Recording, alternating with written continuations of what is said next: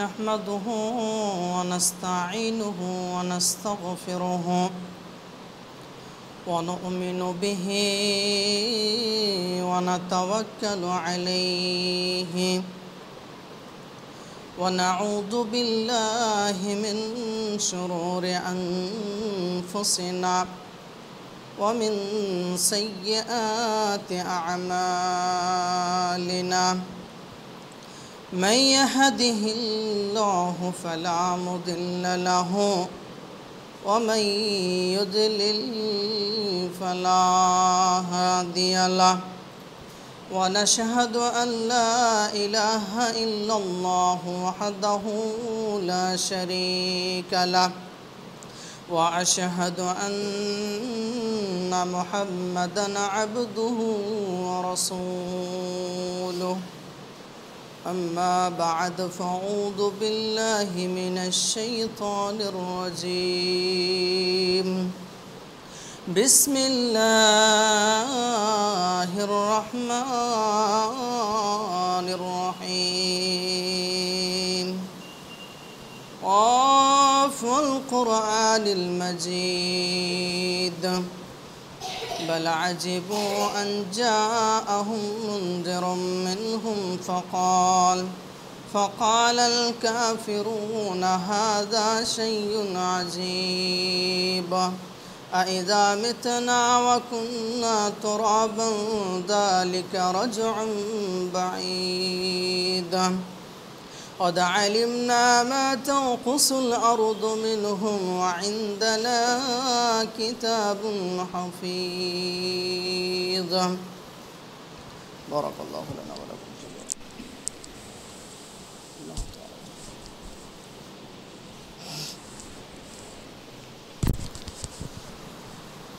الحمد لله وحده والصلاة والسلام على من لا نبي بعد أما بعد فإن خير الحديث كتاب الله وخير الهدي هدي محمد صلى الله عليه وسلم وشر الأمور محدثاتها وكل محدثة بدعة وكل بدعة ضلالة وكل ضلالة في النار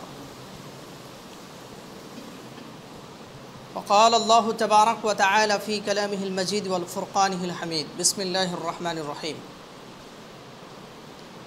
يوم تشهد عليهم ألسنتهم وأيديهم وأرجلهم بما كانوا يعملون সম্মানিত উপস্থিতি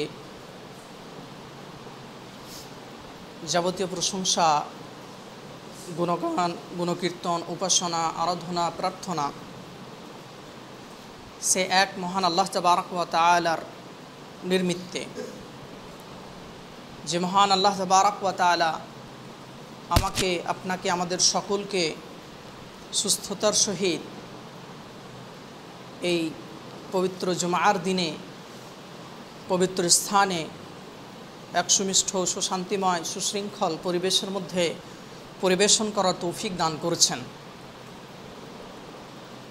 তাই সে মহান আল্লাহ তাবারক ওয়া তাআলার জন্য ছোট্ট একটা শব্দের মাধ্যমে তিনার জ্ঞাপনার্থে সকলে এক বাক্যে বলি আলহামদুলিল্লাহ। তারপরে পরে আমার নবী আপনার নবী তথা সারা বিশ্বের নবী নবী কুল শিরোমণি খাতামান নবিয়িন রাহমাতুল লিল আলামিন তাজদারে মাদানী আহমদে মুজতবা মুহাম্মদ মুস্তাফা সাল্লাল্লাহু আলাইহি ওয়াসাল্লাম তিনার প্রতি সহস্র শতকোটি সালাম শান্তি বর্ষিত হোক। সকলে বলি আল্লাহুম্মা সাল্লি আলাইহি আল্লাহুম্মা বারিক আলাইহি আল্লাহুম্মা আমিন। সম্মানিত উপস্থিতি, আজকে কুরআনুল কারীম থেকে কয়েকটি টুকরো আয়াত পাঠ করেছি, যে আয়াতের তথ্যকে উন্মোচন ও প্রদানের চেষ্টা করব ইনশাআল্লাহ। তো যাই হোক, আজকে আমি আপনাদের মেম্বারে দাঁড়িয়েছি যে বিষয় নিয়ে, তা হলো সার্বভৌম পর্যবেক্ষণ নীতি বা প্রশাসনিক মনিটরিং সিস্টেম।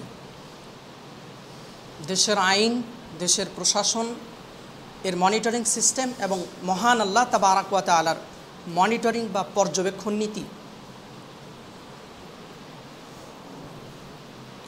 সর্বপ্রথম বলতে চায়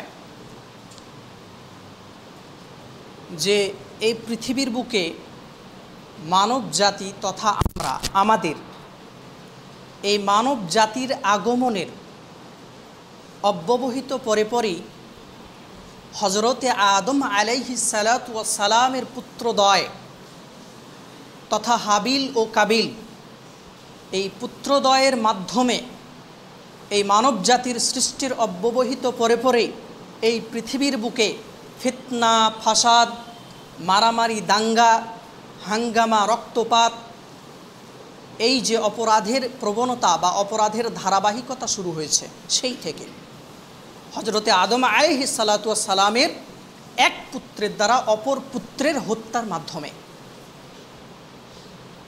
এই ভ্রাতৃ হত্যার ধারাবাহিকতা এই পৃথিবীর বুকে আজও বিদ্যমান, আজও চলমান। সেই যে তারা হত্যাকাণ্ড, সেই যে তারা ফিতনা ফাসাদ শুরু করেছিল পৃথিবীর মানবজাতির সৃষ্টির অব্যবহিত পরে পরেই, তারা যে ফিতনা ফাসাদ সৃষ্টি করেছিল, তারা যে সূচনা ঘটিয়েছিল, আজকে এই ভ্রাতৃ হত্যার ধারাবাহিকতা পৃথিবীর বুকে আজও বিদ্যমান, বরং এর উত্তরোত্তর গুণিতক হারে বৃদ্ধি পাচ্ছে। এই অপরাধের ধারাবাহিকতা, এই অপরাধের প্রবণতা, এই যে হত্যাকাণ্ডের প্রবণতা, এই যে অন্যায়, অবিচার, নৃশংসতার প্রবণতা পৃথিবীর বুকে এই উত্তরোত্তর গুণিতক হারে বৃদ্ধি পাচ্ছে। এবং এই সমস্ত অপরাধের নির্মমতা, নিষ্ঠুরতা এতটাই অমানবিক, এর নৃশংসতা এতটাই অমানবিক, এতটাই অমানসিক যে একজন রক্ত মাংসের মানুষ হিসাবে সেগুলো বর্ণনা ও কল্পনার অতীত। অথচ এই সমস্ত হত্যালীলা যারা মানবরূপে, কিছু মানবরূপে মানুষ নামধারী হিংস্র নরপিশাচ রয়েছে, যারা এই সমস্ত হিংস্র নরপিশাচগুলো, এই সমস্ত হত্যাকাণ্ড, এই সমস্ত অপরাধ তারা চালিয়ে যাচ্ছে নির্দ্বিধায়, নির্ভয়ে, বিনা সংকোচে, অবাধে, অবলীলায়। আর এই সমস্ত হত্যাকাণ্ড, এই সমস্ত অপরাধ চালানো হচ্ছে কারোর বেশভূষা নিয়ে, কারোর ধর্ম নিয়ে, কারোর খাদ্যাভ্যাস নিয়ে, কারোর বর্ণ বৈষম্য নিয়ে, বা কোথাও বা যৌন তাড়নার অবাধে এই সমস্ত হত্যালীলা, এই সমস্ত কর্মকাণ্ড চালানো হচ্ছে। বেশভূষা নিয়ে কোথাও বা ব্যক্তিগত পর্যায়ে ব্যক্তিগত শত্রুতার মাধ্যমে এই সমস্ত অপরাধ করা হয়, হত্যাকাণ্ড, অন্যায়, অবিচার, জুলুম, অত্যাচার ব্যক্তিগত মাধ্যমে, কোথাও কোথাও কোথাও ব্যক্তিগত পর্যায়ে, আবার কোথাও বা রাষ্ট্রীয় ক্ষমতার অপব্যবহার করে, আবার কোথাও কোথাও রাষ্ট্রীয় ক্ষমতার অপব্যবহার করে জাতিগত নিধনের মাধ্যমে এই সমস্ত অপরাধ চালানো হচ্ছে। পৃথিবীর ক্যালেন্ডার থেকে, এই পৃথিবীর ক্যালেন্ডার থেকে যত দিন বিয়োজিত হচ্ছে, যত দিন অতিবাহিত হচ্ছে, যত দিন পার হচ্ছে, এই সমস্ত অপরাধের ধারাবাহিকতা, এই সমস্ত অন্যায়, অবিচার, অশ্লীলতা, নৃশংসতার প্রবণতা ক্রমান্বয়ে বৃদ্ধিপ্রাপ্ত হচ্ছে। যত দিন যাচ্ছে এই সমস্ত অপরাধের প্রবণতা বৃদ্ধিপ্রাপ্ত হচ্ছে। শুধু হত্যাকাণ্ড নয়, শুধু যে হত্যাকাণ্ড হচ্ছে শুধু তাই নয়, বরং এই পৃথিবীর বুকে চুরি, ডাকাতি, ছিনতাই, চাঁদাবাজি, রাহাজানি, তারপরে ব্যাংক জালিয়াতি, এটিএম জালিয়াতি, সুদ, ঘুষ, জেনা, ধর্ষণ, আরও কত শত অপরাধ এই পৃথিবীর বুকে, দুর্নীতি কর্মকাণ্ড, সন্ত্রাসী কর্মকাণ্ড, ইফটিজিং, ব্ল্যাকমেলিং এবং আরও অন্যান্য জুলুম, অত্যাচার, পণপ্রথা, পিতামাতার সাথে দুর্ব্যবহার, কত শত অপরাধ, কত শত অন্যায় এই পৃথিবীর বুকে প্রতিনিয়ত, প্রতিটা ক্ষণে, প্রতিটা মুহূর্তে যে ঘটে চলেছে তার তালিকার কোনো সীমা সংখ্যা নেই। প্রত্যেকটা মুহূর্তে এই পৃথিবীর বুকে এই সমস্ত অপরাধ শুধু হত্যালীলা নয়, চুরি, ডাকাতি, ছিনতাই, দাগাবাজি, রাহাজানি, অন্যায়, অবিচার, অশ্লীলতা, নির্মমতা, নৃশংসতা, হত্যালীলা, আরও কত শত অপরাধ, পিতামাতার সাথে দুর্ব্যবহার, এই যাবতীয় অপরাধ এই পৃথিবীর বুকে প্রত্যেকটা ক্ষণে ক্ষণে মুহূর্তে ঘটে চলেছে। যদি এর তালিকা বানাতে চায় তার কোনো সীমা সংখ্যা নেই, এর তালিকাও তৈরি হবে না। তবে আসার কথা হচ্ছে যে এই সমস্ত হত্যা, এই সমস্ত অপরাধের প্রবণতার সংখ্যা দমন করার জন্য এই সমস্ত অপরাধগুলোকে, অন্যায়গুলিকে দমন করার জন্য প্রত্যেক দেশ, প্রত্যেক জাতি তার নিজের প্রশাসন অনুযায়ী এই সমস্ত অপরাধগুলিকে দমন করার প্রচেষ্টা চালিয়ে যাচ্ছে। কিন্তু দুর্ভাগ্যজনকভাবে বলতে হচ্ছে, এই সমস্ত প্রশাসনিক আইন থাকার সত্ত্বেও এই সমস্ত অপরাধের প্রবণতা দমন করতে গিয়ে উল্টে তারা এই সমস্ত অপরাধের প্রবণতা বৃদ্ধিপ্রাপ্ত হচ্ছে, বরং এর গ্রাফ ক্রমশ ঊর্ধ্বমুখী। এটা দুর্ভাগ্যজনক বিষয়। তো এই সমস্ত অপরাধগুলিকে মনিটরিং করার জন্য, পর্যবেক্ষণ করার জন্য প্রত্যেক দেশ তার প্রশাসন অনুপাতে, প্রশাসনের দ্বারা প্রত্যেক দেশের কিছু সংস্থা রয়েছে, কিছু কমন সংস্থা বা ডিপার্টমেন্ট রয়েছে, যেই সংস্থার মাধ্যমে, যেই ডিপার্টমেন্টের মাধ্যমে এই সমস্ত অপরাধগুলিকে দমন করার প্রচেষ্টা চালিয়ে যাচ্ছে। তার মধ্যে এক নম্বর হচ্ছে পুলিশ ডিপার্টমেন্ট, পুলিশ সংস্থা, তারপরে সিআইডি, সিবিআই, এনআইএ, আরএডব্লিউ, এই যে বিভিন্ন ডিপার্টমেন্টগুলো রয়েছে সরকারের, এই যে বিভিন্ন সংস্থাগুলো রয়েছে, এই সমস্ত সংস্থাগুলির মাধ্যমে এই যে যাবতীয় অপরাধ রয়েছে এই অপরাধগুলিকে দমন করার প্রচেষ্টা চালিয়ে যাচ্ছে। কিন্তু আমি আপনাদেরকে বলি, আদেও কি এই সমস্ত সংস্থার মাধ্যমে অপরাধ দমন হচ্ছে? আসলেই কি এই সমস্ত ডিপার্টমেন্টের মাধ্যমে প্রকৃতভাবে নিখুঁতভাবে কি পর্যবেক্ষণ করা হচ্ছে? নিখুঁতভাবে এই সমস্ত প্রশাসনের মাধ্যমে কি আইন কার্য পরিচালনা করা হচ্ছে? আদেও কি হচ্ছে? কখনোই সম্ভব নয়। এই সমস্ত সংস্থার মাধ্যমে, এই সমস্ত ডিপার্টমেন্টের মাধ্যমে, সেটা হোক পুলিশ ডিপার্টমেন্ট, হোক সিআইডি, হোক সিবিআই, হোক এনআইএ, হোক আরএডব্লিউ, যাই সংস্থা হয়ে যাক না কেন, নিখুঁতভাবে পর্যবেক্ষণ করা বা মনিটরিং করা কখনোই সম্ভব নয়। কেন নয়? কেন নয়? এই কারণে নয় যে এই সমস্ত সংস্থাগুলি মানুষ দ্বারা প্রণীত, মানুষ দ্বারা পরিচালিত। এই সমস্ত আইনগুলি যেই হেতু মানুষের দ্বারা পরিচালনা করা হয়, বা এই সমস্ত সংস্থাগুলি যেই হেতু মানুষের প্রণীত আইন দ্বারা পরিচালিত, সেই হেতু কখনোই নিখুঁতভাবে সুসম্পূর্ণরূপে এই সমস্ত সংস্থার মাধ্যমে বিচার কার্য করা সম্ভব নয়। কারণ মানুষের দৃষ্টিশক্তি, মানুষের শ্রবণ শক্তি, মানুষের চিন্তা শক্তি, এটা একটা লিমিটেশন রয়েছে। মানুষের চিন্তা শক্তি, মানুষের দৃষ্টি, শ্রবণ শক্তি একটা আয়ত্তের মধ্যে রয়েছে, নির্দিষ্ট একটা সীমার মধ্যে আবদ্ধ। এটার একটা লিমিটেশন রয়েছে, একটা নির্দিষ্ট পর্যায়ে, একটা সীমার পরে মানুষ কিন্তু দুর্বল। একটা নির্দিষ্ট সীমার পরে, নির্দিষ্ট গণ্ডির পরে মানুষ কিন্তু দুর্বল, অসহায়। অতএব মানুষের দ্বারা, মানুষের প্রণীত, মানুষের তৈরি আইন দ্বারা কখনোই সুসম্পূর্ণরূপে বিচার কার্য করা সম্ভব নয়। কেননা যদি সুসম্পূর্ণরূপে এই সমস্ত সংস্থার মাধ্যমে যদি আইন কার্য খুব নিখুঁতভাবে যদি পর্যবেক্ষণ বা পরিচালনা করা হতো, তাহলে দেশে আজকে দুর্নীতি ঘটতো না, দেশে আজকে সন্ত্রাসী কর্মকাণ্ড হতো না, দেশে আজকে হত্যার প্রবণতা বৃদ্ধিপ্রাপ্ত হতো না, দেশে আজকে অন্যায় অশ্লীলতা বৃদ্ধিপ্রাপ্ত হতো না, দেশে আজকে এই যে দুর্নীতি, নৃশংসতা, এই যে বিভিন্ন অপরাধগুলি হচ্ছে, এই সমস্ত অপরাধের সংখ্যা উত্তরোত্তর গুণিতক হারে কখনোই বৃদ্ধি পেত না, যদি এই সমস্ত সংস্থার মাধ্যমে নিখুঁতভাবে যদি বিচার কার্য পরিচালনা করা যেত। অতএব থেকে বোঝা যায় যে এর মাধ্যমে কখনোই বিচার কার্য সঠিকভাবে সম্পন্ন করা সম্ভব নয়। কারণ মানুষ দেখা যায় যেই হেতু এগুলো মানুষের দ্বারা তৈরি, সেই হেতু মানুষ নিজের মন মর্জি মতো, নিজের ইচ্ছা মতো বিচার কার্য করে। দেখা যায় যে একজন ধনাঢ্যশালী ব্যক্তি, একজন প্রভাবশালী ব্যক্তি, সেটা হোক রাজনৈতিক প্রভাব, হোক অর্থনৈতিক প্রভাব, এই অর্থনৈতিক প্রভাবের মাধ্যমে, রাজনৈতিক প্রভাবের মাধ্যমে, নিজের প্রভাবের মাধ্যমে, গদির প্রভাবের মাধ্যমে, সিংহাসনের প্রভাবের মাধ্যমে দেখা যায় সেই ব্যক্তি, সেই অপরাধী হাজার অপরাধ করার সত্ত্বেও, হাজার অন্যায় করার সত্ত্বেও, এই সমাজের মধ্যে হাজার অপরাধ, হাজার অন্যায় করার পরেও দেখা যায় সে আইনের জাল থেকে ছিঁড়ে বেরিয়ে যায়, সে আইন থেকে বেরিয়ে যায়। অথচ দেখা যায় একজন সাধারণ মানুষ, একজন অসহায় মানুষ, একজন দুর্বল মানুষ, সে যদি 5% অপরাধ করে, তাহলে তার ওপর 50% অপরাধ চাপিয়ে দিয়ে তাকে আইনের আওতাভুক্তই আনা হয়, তার প্রতি সঠিকভাবে বিচার দেখানো হয়, কার প্রতি? একজন অসহায়ের প্রতি, একজন দুর্বলের প্রতি, একজন সাধারণের প্রতি দেশের আইন চালানো হয়।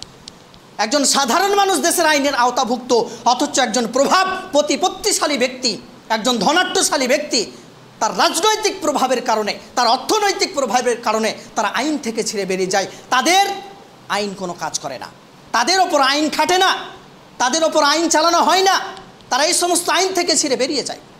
তাহলে কোথায় কিভাবে সঠিক বিচার কার্য হচ্ছে? এই কারণে এই সমস্ত অপরাধের প্রবণতা বৃদ্ধিপ্রাপ্ত হচ্ছে দিন বা দিন।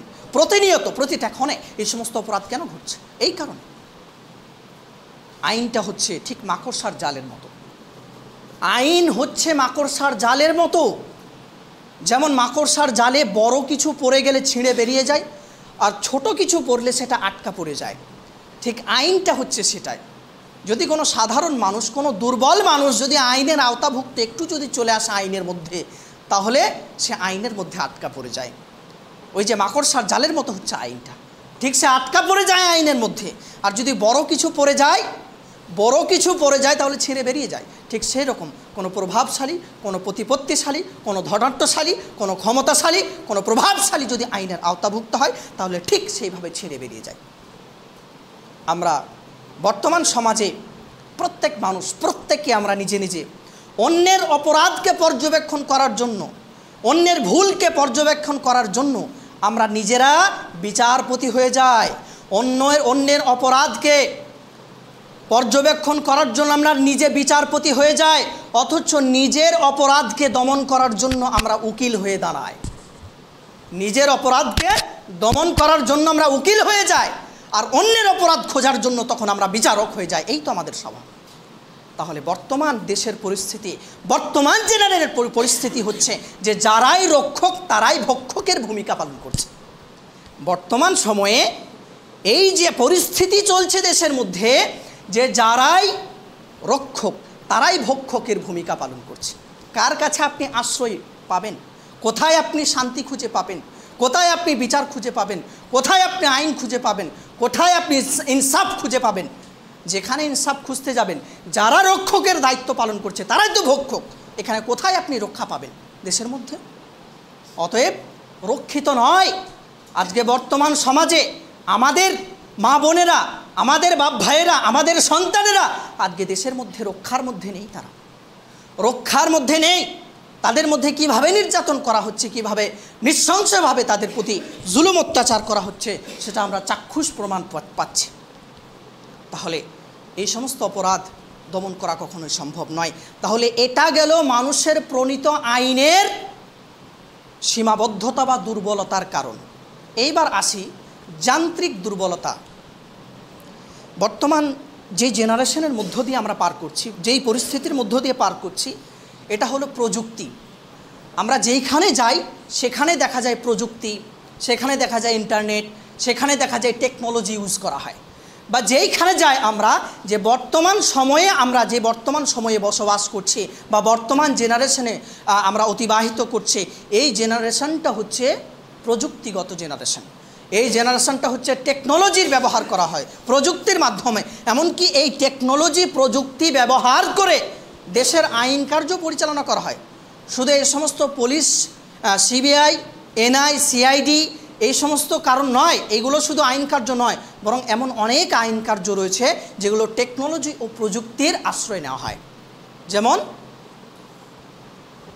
মোবাইল ট্র্যাকিং সিস্টেম, তারপরে টাওয়ার লোকেশন ট্র্যাকিং সিস্টেম, তারপরে রয়েছে আপনার বায়োমেট্রিক প্রসেস, তারপরে রয়েছে আপনার সিসিটিভি সার্ভিলিয়েন্স। এই সমস্ত যে ডিপার্টমেন্টগুলি, সংস্থাগুলি রয়েছে, এইগুলোকেও সরকার এইগুলো ব্যবহার করেও কিন্তু কি করা হয়, এই সমস্ত আইন অপরাধগুলিকে দমন করে। এই সমস্ত টেকনোলজি, এই সমস্ত প্রযুক্তিকে ব্যবহার করে।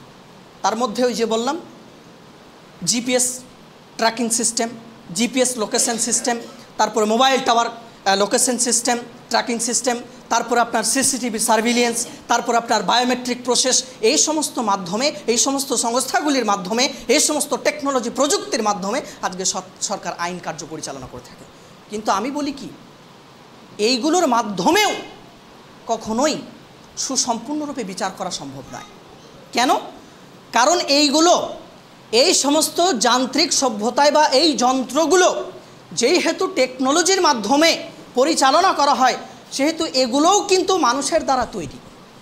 এগুলোর একটা সীমাবদ্ধতা রয়েছে, এগুলো একটা আয়ত্তের মধ্যে কাজ করে, এগুলো নিজস্ব একটা রেঞ্জের মধ্যে কাজ করে, এবং প্রতিকূলতার মাধ্যমে দুর্যোগ বিপর্যয়ের কারণেও কিন্তু এই সমস্ত জিনিসগুলো ফেল করে, এই সমস্ত জিনিসগুলো কাজ করে না। তাহলে বোঝা যাচ্ছে যে এই সমস্ত টেকনোলজির মাধ্যমে, এই সমস্ত প্রযুক্তির মাধ্যমেও কিন্তু সঠিকভাবে বিচার কার্য করা সম্ভব হচ্ছে না। তাহলে কোন আইনের মাধ্যমে? না টেকনোলজির মাধ্যমে, না মানুষের প্রণীত আইনের মাধ্যমে সঠিক বিচার কার্য করা হচ্ছে। কিন্তু আসুন এইবার মহান আল্লাহ তাবারক ওয়া তাআলার মনিটরিং সিস্টেম নিয়ে কথা বলবো, যে মহান আল্লাহ তাআলার মনিটরিং সিস্টেমটা কীরকম, মহান আল্লাহ তাআলা কীভাবে পর্যবেক্ষণ করে থাকেন আমাদেরকে, মহান আল্লাহ তাআলার এই যে মনিটরিং সিস্টেমটা কীভাবে তিনি পরিচালনা করে থাকেন, আসুন জেনে নিন। মহান আল্লাহ তাবারক ওয়া তাআলা তিনি বলছেন, ইয়াউমা তাশহাদু আলাইহিম আলসিনাতুহুম ওয়া আইদিহিম ওয়া আরজুলুহুম বিমা কানু ইয়ামালুন। ইয়াউমা তাশহাদু, সেই দিন সাক্ষ্য প্রদান করবে, আলাইহিম, ইয়াউমা তাশহাদু আলাইহিম, যেদিন সাক্ষ্য প্রদান করবে, যেদিন সেই কাঠগড়ায় দাঁড়িয়ে সেদিন সাক্ষ্য দেবে কে? আলাইহিম, তোমাদের বিরুদ্ধে, তোমাদের ওপরে, আলসিনাতুহুম, তোমাদের জিহবা, তোমাদের জাবান, তোমাদের মুখ, আইদিহিম ওয়া আরজুলুহুম, তোমাদের হাত, তোমাদের পা, তোমাদের অঙ্গ প্রত্যঙ্গ সেই দিন তোমাদের বিরুদ্ধে সাক্ষ্য দেবে। বিমা কানু ইয়ামালুন, যা তোমরা কর্মকাণ্ড করছো, সেটা হোক গোপনে, হোক প্রকাশ্যে, হোক অন্ধকারে, হোক আলোয়, সেটা হোক সমাজে বা হোক সেটা পরিবারে, যেখানেই আপনি যেই অপরাধ করবেন, আপনি মনে করেন না যে আমি সরকারের আইন থেকে, সরকারের জাল থেকে, আইনের জাল থেকে বেরিয়ে যেতে পারি, কিন্তু আপনি মনে রাখেন যে আল্লাহর আইনের জাল থেকে কখনোই আপনি বেরিয়ে যেতে পারবেন না। আল্লাহর আইন থেকে ছিঁড়ে বেরোনোর কোনো উপায় নেই। কোথায় বেরিয়ে যাবেন? কোথায় আপনি যাবেন? কোনো পথ নেই। অতএব এইটা মনে রাখবেন যে আপনি গোপনে, প্রকাশ্যে, আলোতে, অন্ধকারে, যেখানেই যেই অপরাধ করুন না কেন, প্রত্যেকটা অপরাধ আপনার রেকর্ড হচ্ছে। কোথায় রেকর্ড হচ্ছে? কে রেকর্ড করছে? এই আপনার অঙ্গ প্রত্যঙ্গ রেকর্ড করছে। আমার হাত রেকর্ড করছে আমার কাজ সম্পর্কে, আমার পা রেকর্ড করছে আমার কাজ সম্পর্কে, আমার জিভ রেকর্ড করছে আমার কাজ সম্পর্কে, আমার প্রত্যেকটা অঙ্গ প্রত্যঙ্গ রেকর্ড করছে আমার কাজ সম্পর্কে। কোথায় আপনি এড়িয়ে যাবেন? এই হাত সেই দিন আপনার বিরুদ্ধে সাক্ষ্য দেবে, এই পা সেই দিন আপনার বিরুদ্ধে সাক্ষ্য দেবে, এই জবান সেই দিন আপনার বিরুদ্ধে সাক্ষ্য দেবে। যদিও আপনি মিথ্যা কথা বলেন আল্লাহর সামনে, যদিও আপনি আপনার অপরাধ সম্পর্কে অস্বীকার করেন সেই দিন আল্লাহর সামনে, তবুও কিন্তু আপনার এই জবানকে বন্ধ করে দেওয়া হবে। আল্লাহ আপনার জিহ্বাকে বন্ধ করে দেবেন, আল্লাহ আপনাকে বোবা করে ফেলবেন, এবং সেই দিন এই হাত কথা বলবে, যেই হাত দ্বারা অমুক ভাইয়ের প্রতি আমি অত্যাচার করেছিলাম, অমুকের সম্পদকে আত্মসাৎ করেছিলাম, অমুকের প্রতি নির্যাতন করেছিলাম, অমুকের প্রতি অন্যায় অবিচার করেছিলাম। এই পা সেদিন সাক্ষ্য দেবে, ওই ব্যক্তিকে মারধর করার জন্য এই পা আমাকে এগিয়ে নিয়ে গিয়েছিল, ওই অপরাধ করার জন্য অমুক জায়গায় অমুক অপরাধ করার জন্য এই ব্যক্তি আমাকে ব্যবহার করে সে সেই দিন এগিয়ে গিয়েছিল।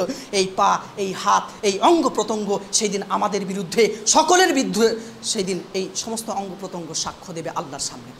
এইবার বলুন কোথায় এড়িয়ে যাবেন? এটা হলো আল্লাহ তাবারক তাআলার মনিটরিং সিস্টেম। এটা দুনিয়াভি ক্ষেত্রে অনেক খাটে। যেমন দেখবেন দুনিয়াভি ক্ষেত্রে আসামিকে ধরার জন্য, আসামি যখন ধরা পায় না, যখন দেখবেন যে কেউ একটা বন্দুকের মাধ্যমে একজনকে গুলি করেছে, সেই বন্দুকটা নিয়ে কে সে তাকে হত্যা করেছে, কে সেই বন্দুকটা ধরে হত্যা করেছে, সেইখানে কি করা হয়? সেইখানে বিভিন্ন টেকনোলজি ব্যবহার করা হয়।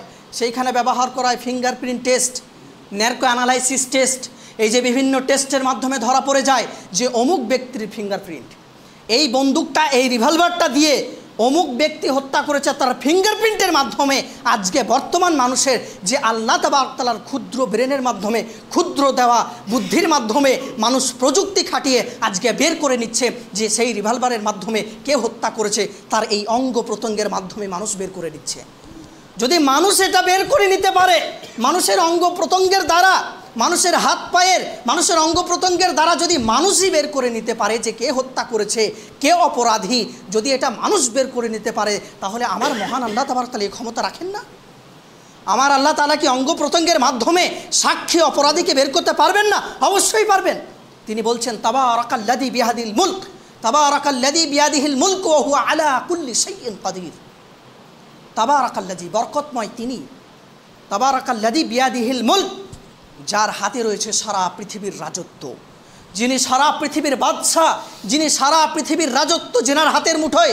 তাবারাকাল্লাযী বিয়াদিহিল মুলক ওয়া হুয়া আলা কুল্লি শাইইন কাদির, তিনি প্রত্যেকটা জিনিসের প্রতি ক্ষমতাবান, তিনি প্রত্যেকটা জিনিসের প্রতি ক্ষমতাবান, তিনি প্রত্যেকটা জিনিসের প্রতি ক্ষমতাবান।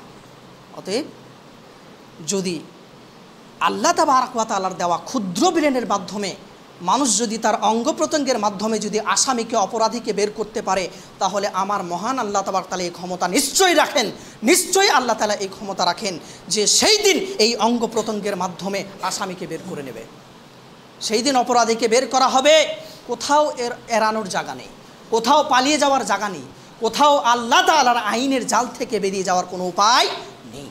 অতএব কী মনে করছে আজকে যে বর্তমান সমাজে যে আইন দ্বারা পরিচালিত, যে সরকারের আইন ঘটছে, বর্তমান সমাজে যেইভাবে আইনকে পরিচালনা করা হচ্ছে, আজকে আদেও কি এই আইনের দ্বারা, এই প্রশাসনের দ্বারা আদেও কি সুসম্পূর্ণরূপে বিচার করা হচ্ছে? তাহলে এই যে গত 8 দিন 9 দিন আগে, যদিও মেয়েটি হিন্দুদের, যদিও সেটা হিন্দু ধর্মের বিলং করে, তবু আমি এখানে কোনো ভেদাভেদ করছি না। একজন মানুষ হিসাবে মানবিক দিক দিয়ে আমি এটা বলতে চাই যে এই যে সমাজে আমাদের চাক্ষুষ যে আরজি কলেজে, মেডিকেল কলেজে যে ঘটনাটা ইতিপূর্বে আমাদের চোখের সামনে যে ঘটে গেল, এই যে অপরাধটা ঘটে গেল, এই যে মানবিক দিক দিয়ে আপনি ভাবুন, নিরপেক্ষভাবে বিষয়টাকে আপনি ভাবুন, যেটা কত বড় অপরাধ সমাজের মধ্যে ঘটছে, প্রকাশ্যে এই যে অপরাধটা ঘটছে, তাহলে কি এর বিরুদ্ধে সরকার কি অ্যাকশন নিতে পেরেছে? সরকারের বিরুদ্ধে কি নিতে পেরেছে? কি ব্যবস্থা নিয়েছে? কোনো ব্যবস্থা নিতে পেরেছে? এত আইন দ্বারা, এত প্রশাসন দ্বারা, এত প্রযুক্তি থাকার সত্ত্বেও, এত প্রশাসন থাকার সত্ত্বেও, এত প্রযুক্তি থাকার সত্ত্বেও, এত কিছু ব্যবস্থা থাকার সত্ত্বেও, এত সংস্থা, এত ডিপার্টমেন্ট থাকার সত্ত্বেও, পুলিশ ডিপার্টমেন্ট থাকার সত্ত্বেও, সিবিআই, এনআইএ, সিআইএ, আরবিআই থাকার সত্ত্বেও তারা কি এতটুকু তথ্য প্রমাণ বের করতে পেরেছে? আসামিকে এখনো পর্যন্ত বের করতে পেরেছে? কি ঘটছে সমাজে? আজকে আমাদের সমাজের মধ্যে এরকম অনেক ঘটনা ঘটছে, তাহলে বোঝা যাচ্ছে যে কেন এগুলো ঘটছে। কারণ সঠিকভাবে অপরাধীর বিরুদ্ধে অ্যাকশন নেওয়ার না কারণে আজকে সমাজের মধ্যে এই ঘটনা ঘটে চলছে। এই সমস্ত অপরাধের প্রবণতা বৃদ্ধিপ্রাপ্ত হচ্ছে কেন? কারণ আজকে প্রশাসন পঙ্গু হয়ে গেছে, আজকের প্রশাসন হাত ভাঙা, আজকের প্রশাসন পা ভাঙা। এই প্রশাসনের কোনো দাম নেই, 1 পয়সা দাম নেই। দেশে কি আইন চলছে, দেশের মধ্যে কি আইন কার্য পরিচালনা করছে তারা? এখানে যারা রক্ষক তারাই ভক্ষক, যারা রক্ষার দায়িত্ব পালন করছে তারা কোথায় কিসের দায়িত্ব পালন করছে? এখনও পর্যন্ত যারা অপরাধীকে বের করতে পারলো না। আজকে সেটা হিন্দুদের মেয়ে, আজকে যদি আমাদের ঘরের মেয়ে হতো, আমার আপনার বোন, আমার আপনার মেয়ে যদি হতো, আজকে আমাদের বুকে ব্যথা হতো। তার আগেও ঘটেছে, আমাদের ঘরের সন্তান, তাদেরকে 8টা দিন, সেই মেয়েকে 8 বছরের শিশুকে, আমাদেরই সন্তান ছিল, যে 8 বছরের শিশুকে একটা মন্দিরের ভেতরে রেখে 8 দিন ধরে তার উপর নির্মমভাবে, নৃশংসভাবে তার উপর অত্যাচার চালানো হয়েছিল। তারপরে সেই মেয়েটি 8 দিন পরে তার অতি অত্যাচার করার কারণে তার প্রতি এত পরিমাণ অত্যাচার, নৃশংসভাবে তার উপর অত্যাচার চালানো হয়। সেই মেয়েটা 8 দিন পরে মৃত্যুবরণ করে। তার পরিবার তাকে খুঁজে খুঁজে সমস্ত জায়গা খুঁজেছিল, শুধু মন্দির খুঁজেনি। তার বাবা একটা কথা বলেছিল যে আমি জানতাম যে সেই মন্দিরের মধ্যে, এটা হলো তীর্থস্থান, যেমন আমাদের মসজিদের মধ্যে কোনো অন্যায় হয় না, ঠিক সেরকম মন্দিরের মধ্যে কোনো অন্যায় হয় না। তাই আমি মন্দিরে খুঁজিনি, সারা পৃথিবী, সারা গ্রাম, সারা রাজ্যের মধ্যে সমস্ত জায়গায় আমি কোনায় কোনায়, প্রতিটি কোনায় কোনায় আমি খুঁজেছি, শুধুমাত্র মন্দিরে খুঁজিনি। আর সেই অপরাধ আমাদের বোনের প্রতি, আমাদের মেয়ের প্রতি হয়েছে ইতিপূর্বে। তাহলে কেন এই সমস্ত অপরাধ আমাদের দেশে, আমাদের রাজ্যে, আমাদের জেলায়, আমাদের স্থানে, আমাদের মাতৃভূমিতে, আমাদের জন্মভূমিতে এই সমস্ত ঘটনা ঘটে চলেছে অবাধে অবলীলায়? অবাধে অবলীলায়, নির্ভয়ে নির্দ্বিধায় যারা এই সমস্ত নরপিশাচ, হিংস্র মানবরূপী নরপিশাচগুলো এই সমস্ত হত্যালীলা চালানো হচ্ছে, কেন তাদের প্রতি অ্যাকশন নেওয়া হচ্ছে? তবে এই নয় যে তারা আইনের জাল থেকে বেরিয়ে যেতে পারে ঠিকই, কিন্তু আল্লাহর আইনের জাল থেকে কখনোই তারা এড়িয়ে যেতে পারবে না। আল্লাহর আইন থেকে তারা কখনোই এড়িয়ে যেতে পারবে না। অতএব আমাদের বোঝা দরকার, এখান থেকে আরেকটা শিক্ষা নেওয়া দরকার যে আজকে বর্তমান সমাজে যেই সমস্ত নারীরা বেহায়া, যারা রাস্তায় নেমে যারা প্রতিবাদ করছে, যারা রাস্তায় নেমে প্রতিবাদ করছে, কি প্রতিবাদ? যে আমাদের অধিকার চাই। এই সমস্ত এই থেকে শিক্ষা নেওয়া দরকার। এই যে মৌমিতার ওপর যে নির্জনতা হয়েছে, যে মৌমিতার ওপর যে অত্যাচার চালানো হয়েছে, যে নৃশংসভাবে তাকে হত্যা করা হয়েছে, এই হত্যা থেকে আমাদের মেয়েদের, আমাদের সন্তানদের, প্রত্যেককে, যত কন্যা সন্তান রয়েছে তাদেরকে শিক্ষা নেওয়া উচিত যে যারা তাদের প্রতিবাদ করছে, যারা রাস্তায় দাঁড়িয়ে যারা প্রতিবাদ করছে যে আমাদের স্বাধীনতা দরকার, আমরা কেন পুরুষের মতো, আমরা কেন ছেলের মতো আমরা স্বাধীনতা পাবো না? একটা ছেলে যেমন ফ্রিডম পাচ্ছে, আমরা কেন সেরকম ফ্রিডম পাবো না? তাদেরকে বলতে চাই, বোন, তোমাদের স্বাধীনতা আজ থেকে 1450 বছর পূর্বে নবী মুহাম্মদ রাসূলুল্লাহ সাল্লাল্লাহু আলাইহি ওয়াসাল্লাম তোমাদের মুক্তি দিয়েছে। তোমরা কি জানো তোমাদের ইতিহাস?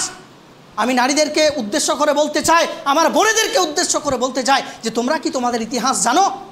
ইতিপূর্বে যে অন্ধকারের যুগে তোমরা নিমজ্জিত ছিলে, ইতিপূর্বে যে তোমরা জাহেলি যুগে নিমজ্জিত ছিলে, যে নারীদেরকে, যেই নারীদেরকে, যেই বোনেদেরকে, যেই মায়েদেরকে শুধুমাত্র ভোগ্য সামগ্রী হিসাবে তাদেরকে ব্যবহার করা হতো, তাদের প্রতি দাসীদের মতো আচরণ করা হতো, সেই দাসীদের মতো আচরণ করা হতো, তাদের প্রতি অত্যাচার অন্যায় করা হতো, সেই রাসূলুল্লাহ সাল্লাল্লাহু আলাইহি ওয়াসাল্লাম সেই অন্ধকারের যুগকে পার করে তিনি আলোর দিশা দেখিয়ে তিনি বোনের অধিকারকে ফিরিয়ে দিয়েছেন, তিনি মায়ের সম্মানকে ফিরিয়ে দিয়েছেন, তিনি স্ত্রীর অধিকারকে ফিরিয়ে দিয়েছেন। আর আজকে এই সমস্ত বেহায়া নারীরা আজকে রাস্তায় দাঁড়িয়ে প্রতিবাদ করছে যে আমাদের দরকার স্বাধীনতা, আমাদের দরকার মুক্তি, আমাদের দরকার ফ্রিডম। তুমি কি জানো যে আল্লাহ রাসূল সাল্লাল্লাহু আলাইহি ওয়াসাল্লাম তোমাদেরকে ফ্রিডম দিয়েছে? এই মানে নয় যে তুমি ছেলেদের মতো স্বাধীনভাবে ঘুরে বেড়াবে, এটাই তোমাদের ফ্রিডম। আজকে এই কারণে এইখান থেকে একটা শিক্ষা নেওয়া দরকার যে আল্লাহ তাবারক ওয়া তাআলা কখনোই নারীদেরকে উপার্জন করার জন্য, একটা পুরুষকে চালানোর জন্য নারীকে সৃষ্টি করা হয়নি।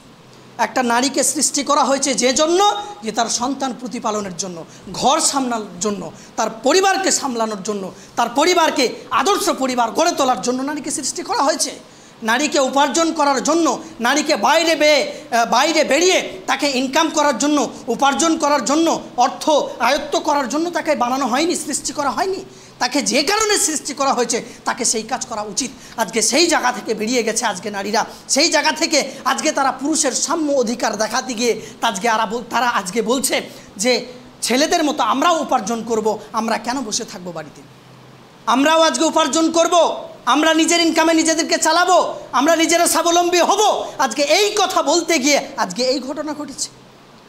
আজকে এই ঘটনা ঘটার কারণ হচ্ছে একটাই, যে তারা নিজের অধিকারকে খাটাতে গিয়েছে। আর নিজের অধিকার খাটাতে গিয়ে বোন, তুমি তোমার হারিয়ে ফেলছো ইজ্জতকে, তুমি তোমার হারিয়ে ফেলছো তোমার মান সম্মানকে, তুমি তোমার সম্মান মর্যাদাকে হারিয়ে ফেলছো বোন। অতএব কখনোই এই প্রতিবাদে নেমো না, অতএব এই অধিকার কখনো তুমি দেখিও না। কেন আজকে ঘটছে? আমি মানলাম সরকারের দোষ, আমি মানছি যে বর্তমান আইন, এই পঙ্গু আইনের কারণে সঠিক বিচার হচ্ছে না, এটা ঠিক। কিন্তু এটাও ঠিক, তুমি তোমার অধিকার এইভাবে তুমি দেখাতে পারো না, তুমি তোমার অধিকার এইভাবে খাটাতে পারো না, তুমি নিজেকে এইভাবে ফ্রিডম করতে পারো না। প্রত্যেক শিয়াল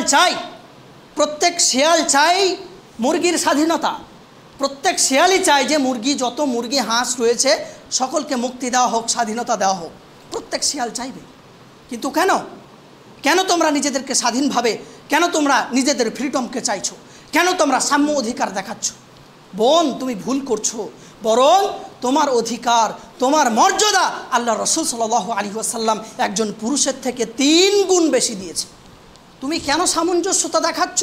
তোমার অধিকার, তোমার মর্যাদা, তোমার মূল্য পুরুষের থেকে 3 গুণ বেশি আল্লাহ রাসূল দিয়েছে। অতএব তুমি তোমার মূল্যকে রক্ষা করো। কেন তোমাকে ঘরের মধ্যে আবদ্ধ থাকতে বলেছে? কেন তোমাকে পরিবারকে সামলাতে বলেছে? কেন তোমাকে পর্দার মধ্যে থাকতে বলেছে? তুমি কি বোঝো না?